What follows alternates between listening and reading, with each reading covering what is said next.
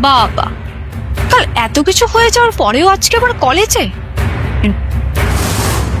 রাহুলকে সকাল সকাল বেরোতে দেখে তার বাবা বলে, কোথায় যাওয়া হচ্ছে?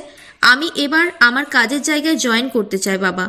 রাহুল বলে, সামনে আমার টুর্নামেন্ট আছে, তাই আমাকে প্র্যাকটিসে যেতে হবে।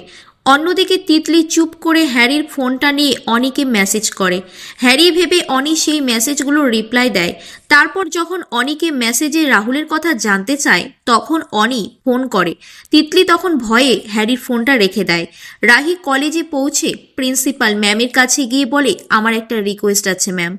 রাহি বলে, আমাদের কলেজে যে একটা ব্রাঞ্চ আছে ভুবনেশ্বরে, ওখানে আমি ট্রান্সফার নিতে চাই। ম্যাডাম বলে, তোমার তো সবে বিয়ে হয়েছে, কোনো প্রবলেম নাকি? আমি তোমার হাজবেন্ডের সাথে কথা বলবো এ ব্যাপারে। রাহি বলে, এটা সম্পূর্ণ আমার ডিসিশন। তারপর ম্যাম বলে, ঠিক আছে, তাহলে সমস্ত ফর্মগুলো তুমি ফিল আপ করো। তাই বলে আমি কিন্তু তোমার সাথে একদম সহমত হতে পারলাম না এ ব্যাপারে রাহি। সম্পূর্ণ এপিসোডটি দেখতে হলে একটি লাইক ও সাবস্ক্রাইব করুন।